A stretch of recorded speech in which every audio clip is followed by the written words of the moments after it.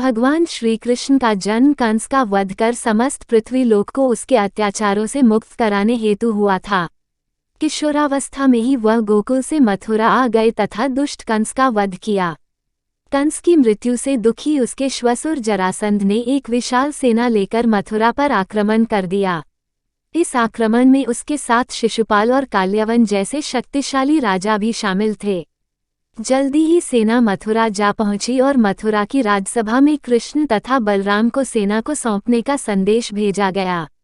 इस युद्ध को टालने तथा मथुरा के निर्दोष नागरिकों को बचाने के लिए कृष्ण ने रातों रात वहां से सैकड़ों किलोमीटर दूर समुद्र में एक नई नगरी द्वारिका का निर्माण करवाया। अपनी माया से उन्होंने समस्त नागरिकों, उनके पशुओं तथा संपत्ति को नींद में ही नई नगरी में पहुंचा दिया। अगले दिन सूर्योदय के समय कृष्ण तथा बलराम जरासंध की सेना के सामने जा पहुंचे और उसे लड़ने के लिए चुनौती दी।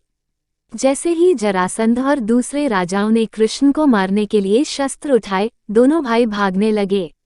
उन भाइयों के पीछे जरासंध तथा काल्यवन जैसे राजा भी भागने लगे।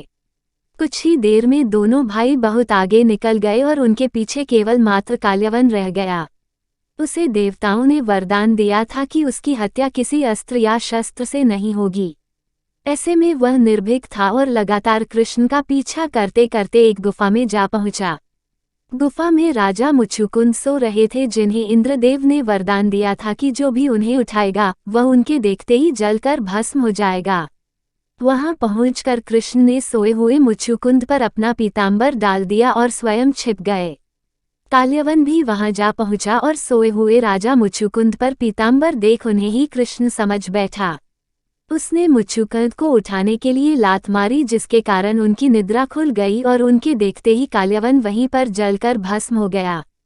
तत्पश्चात कृष्ण ने राजा मुचुकुंद को अपने चतुर्भुज स्वरूप में दर्शन दिए और उन्हें मोक्ष पाने का वरदान दिया। वहीं दूसरी ओर जरासंध और बाकी राजा पूरी तरह से खाली मथुरा देखकर वापस लौट गए। युद्ध से भागकर कृष्ण ने रखा देवताओं के वरदान का मान।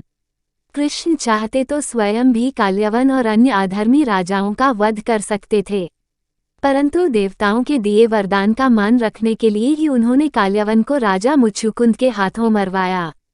इसी तरह बाद में जरासंध का वध पांडु पुत्र भीम के हाथों करवाकर भूधरा का भार कम किया। इस तरह कृष्ण ने दिया दुनिया को उदाहरण। इस कहानी के बाद कृष्ण के नाम के साथ हमेशा के लिए रणछोड़ जोड़ दिया।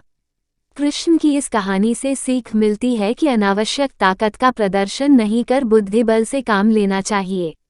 इस तरह हम अपनी शक्ति को खर्च होने से रोक सकते हैं और बड़े से बड़े संकट का भी सामना कर